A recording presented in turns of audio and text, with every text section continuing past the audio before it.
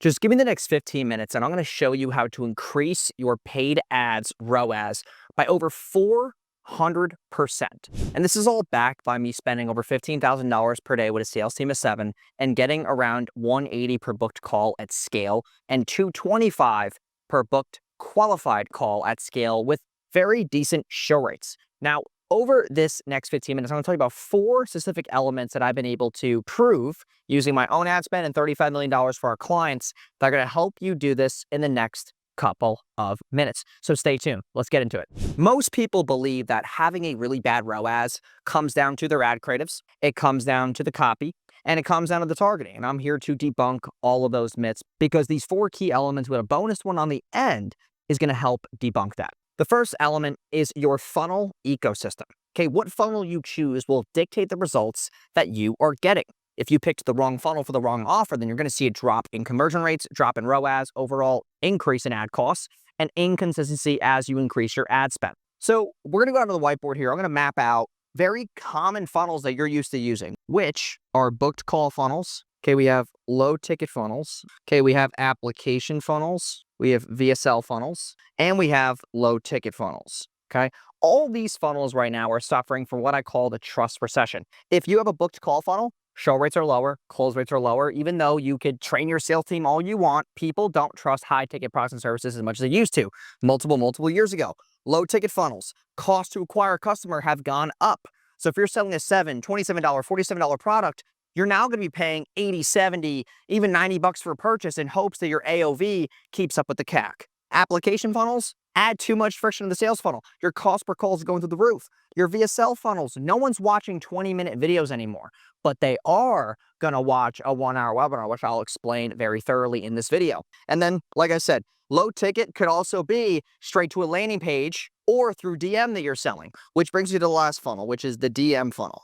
Okay, a lot of people use this DM funnel with follower ads, not as scalable as it used to be. It was a cool way to get you off the ground, but now it's not scalable. Now, I want to talk to you about a very unique funnel, which is called the webinar funnel. Okay, 1 hour per week live trainings. Okay, why is this a huge thing right now? Well, I'm not talking about evergreen. I'm talking about 1 hour, sell one to many, and start crushing your revenue and pipeline once again. You have lower cost per leads. You're selling one to many, you build more authority. And here's some proven examples of the right funnel ecosystem hiking up ROASs. Here's India Prather. She ran a webinar funnel for her high ticket coaching, consulting, and info product, and she had 22% of her webinar room buy. That's about as close as it is on sales calls with the same cost per booked call. And she got a 12x ROAS on just $300 in ad spend. And she got paid $4,334 for 1 hour of her time. Where else in your business, if you're stuck below 100K a month, are you getting those kind of returns? Nowhere. That is only going to happen if you have 7, 8 sales closers like me and you're spending 15 grand a day and you have proven funnels all across the board building this funnel ecosystem. But the first funnel will dictate your results in getting the most ROAS possible. Here's Paula Richardson. She's never ran a webinar before, bolted onto the business, and she had $10,000 collected yesterday on a webinar on a Sunday selling in a B2C niche. She only had 42 people register, 42 leads at less than $10 a lead, and 25 people showed up. Higher show rates than most of your book calls, but on a 1 hour webinar selling one to many, and she got 22% of those people to buy a $4,000 product. So think about what you could be doing right now with your low, mid-ticket to high-ticket offers to get more out of your current ad spend and get more leads. Which brings us to point number 2, which is pre-qualification. Now, you should have some type of small form on the landing page that people fill out before they even book a calendar. The problem is a lot of you let people book calls too easily because they're that accessible. Okay, you got to go for quality over quantity. I want a lead who's filled out a form with at least 7 to 10 questions that go over budget, urgency, point A where they are, and what kind of finances they have to push in the levels of your product. So for us, if you don't have $50 a day in ad spend, we ask that question, it means you're not going to be okay spending money. You're already upset about per day ad spend. You're not going to afford the retainer as well. And also, you're not in that urgency mode where you've been equipped or have the nurture of spending money on ads already. So let me break down the math on how pre-qualifications are going to help the business. So let's say right here, we have 100 calls booked and we let anybody book them. And we get a 15% close rate because we're going to factor in no-shows. That's 15 clients on 100 book calls. But what if we had 60 calls that were qualified on an app, and 40% closed because they were actually qualified. That's 24 clients. 24 high-paying clients versus 15. Now, here's the kicker here. These 24 clients have a higher AOV, and they have a higher lifetime value. And you get 9 more clients for the same spend. And you're also nurturing your Facebook pixel and other ad platforms to flourish these 24 people. Now we know these 24 high-ticket buyers are coming in the pixel, and now they're going to spend more money, which fuels the pixel and finds more people like the 60. And that's the way it's going to break down for you. Stop going for quantity just to feel good about filling up the calendar, right? You can feel great about having a bunch of revenue, but we only care about profit. That's what's going to drive the business forward. Point 3 is making sure people actually show up. Okay, and this is going to bring me to show rates. Okay, how do we increase show rates? Number 1 is brand. Okay, number 2 is what we call the RDP. Your brand is what's going to dictate how much people respect your offering, how people respect the brand and authority that you have.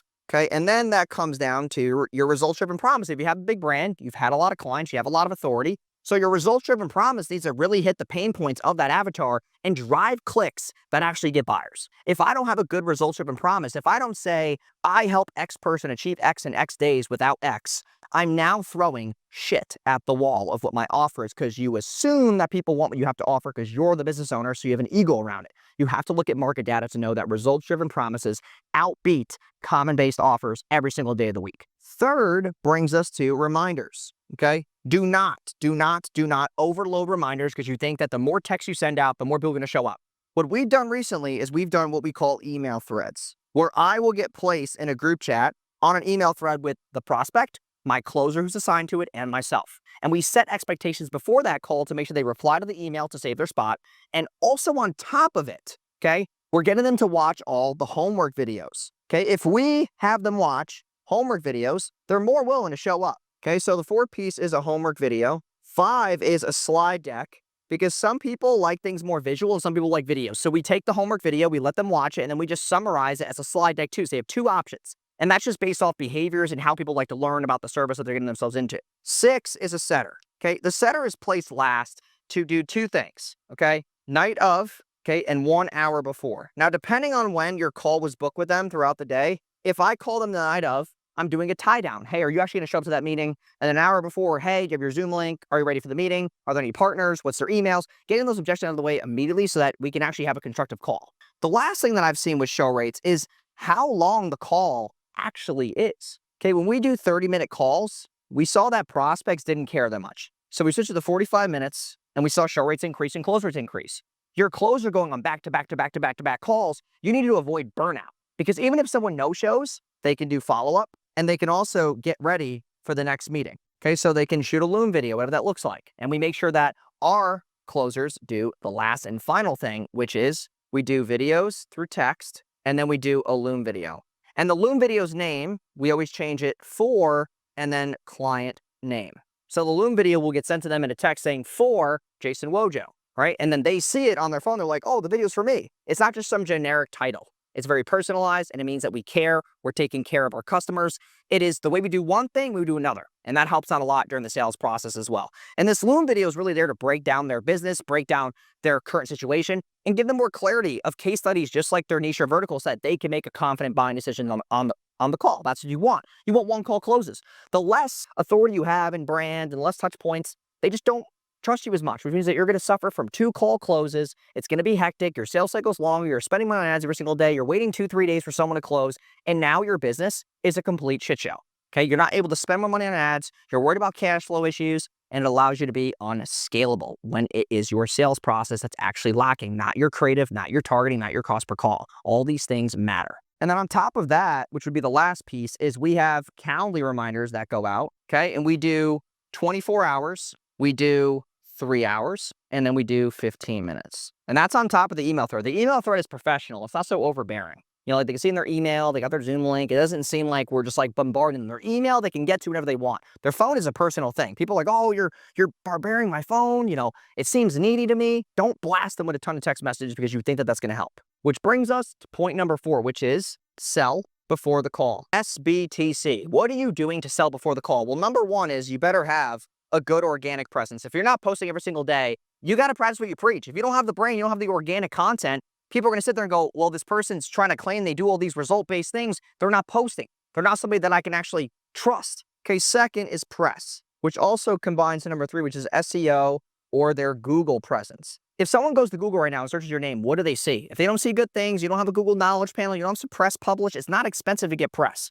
You can get a good press budget for less than like $2,000. Get like 4 or 5 articles, get your knowledge panel, start building authority from the search. And that brings me to number 4, which is Google retargeting. Okay, we know that people search certain search terms when they go to my name. Jason runs ads, Jason Wojo, Wojo Media, Jason Wojo advertiser. We hit those keywords on exact match and phrase match on Google retargeting so that when they go to Google and search my name, the first thing that pops up is an ad because it shows authority. They're like, wow, they do ads. They also do this. Like, I can trust them. You know what I'm saying? So those things will allow you to build that bridge to beat the trust recession that we're in right now. And now you have all these things in place, and that's great. And that leads me to the last one, which is the bonus, which is your KPIs. What numbers are you tracking to dictate success that would dictate the funnel working or not working?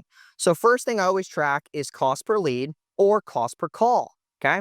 And then I look at cost per qualified call. And then I look at show rate, okay? And then I look at AOV, like how much do people spend on the phone? What offers do they take the most so that I know what to push more or stack on the offer more? Fifth, I look at lifetime value in 30, 60, and 90 days. Okay, so what do these numbers dictate to me is how much I can actually spend on ads and know that I'm going to get X amount back within a 30-day time frame.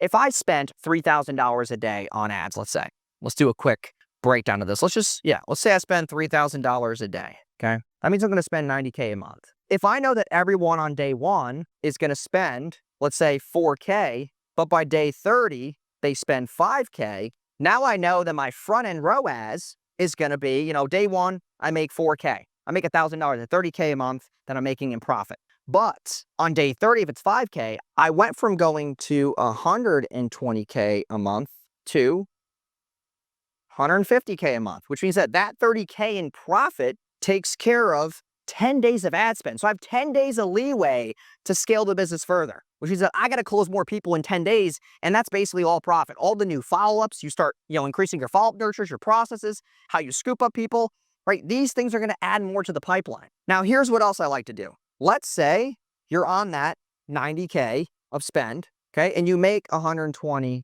day 1 off buyers. What about every single week that you ran a 1-hour webinar once a week and you took all the follow-ups and put them on a 1-hour webinar once a week? Now we're not just making 150K over 30 days. Now we have a 1-hour webinar once a week that we can throw all the follow-ups on, which is what we do. We call it Red Zone.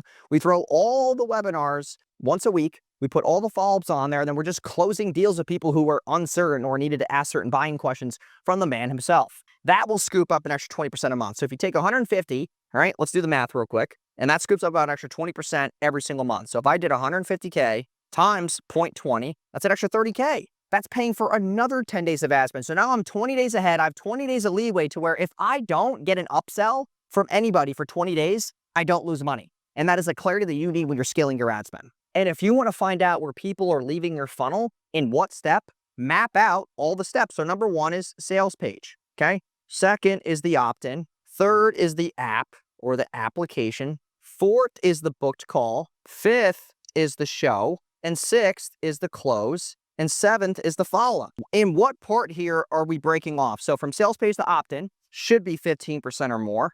From opt-in to application should be 30%. From application to book call should be 50 easily.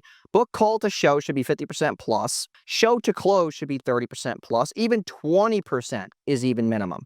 And then from close to follow-up, you should be able to get that extra 20% monthly over that 30-day lifetime value range. Look at these numbers, match them with your funnel, and sit there and go, all right, where's the breakage in the funnel? Because if you're sitting there looking at just ads, you're just going to look at number 1. That's what most of you look at. But what if we lifted your opt-in rate by 5%? What if we lifted your opt-in to application by 10%? What if we increase your close rate by 5% because your offers were better and you had better payment options, or you had other options from the buy, like a DWY or a do-it-yourself, which is a done with you or do-it-yourself. Okay, what about close the follow-up? Like, what if we nurtured more there and then we throw the webinar in once a week? Now you're getting more cash collected. And here's a cool example of a client doing just that, okay? This client has been running 3 webinars, and over the last 3 weeks, she scooped up an extra $19,679 from 3 webinars. Would you say no to an extra $19,679? Fuck no, you're not. And that's 3 weeks in. just by scooping them up, having a better follow process, getting higher qualified book calls, and then getting people who are on the edge to go on the 1 hour webinar and retarget them on the side. All these things build a really good funnel ecosystem that you need to be driving the business day in and day out.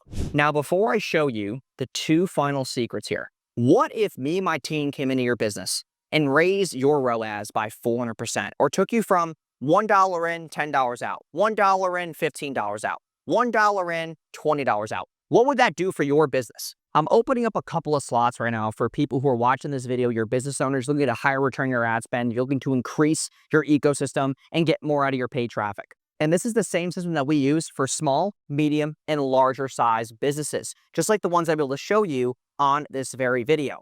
If you want to be able to book a call with our team, click the link in the description right now.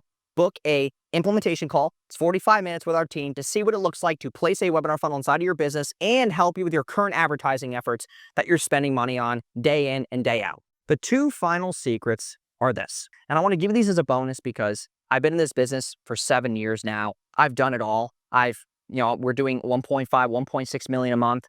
We know a thing or two about paid traffic. The first secret is that do not blame the ads, because if you blame the ads, you're going to look at your business like a victim mindset. There are other problems in your business that are suffering right now. Maybe it's your offer stack, your pricing. You could raise your prices right now and probably wouldn't see a decrease in conversion rate, 15, 20%. You wouldn't see a change. It's up to you to make those changes and look at the market data to make those right revenue-driven decisions. The second secret I will give you is that there is no one lever only that your business will pull to get the most out of your paid traffic. You need to look at the whole entire ecosystem as a whole and see what things you're actually faulting at and take extreme ownership of them and fix them. If it's your organic, if it's your press, if it's your sales manager, if it's your culture, if it's all these things in the business that are faulting, do not blame them, blame yourself because you haven't touched them. So there you have it. I've given you 6 to 7 bonuses of tips that you can use to get the most out of your ad spend and really start raising your ROAS significantly. And if you just use these tips, I guarantee you'll see a change over the next 30 days. Send this to your manager, your CEO, director of marketing, director of client success, whoever it is in your business that takes extreme ownership over these marketing KPIs, and I'd love to see your results over the next 30 days. If you want me and my team to do it completely hands-off and done for you, click the button below, book your implementation call, and I will see you on the inside.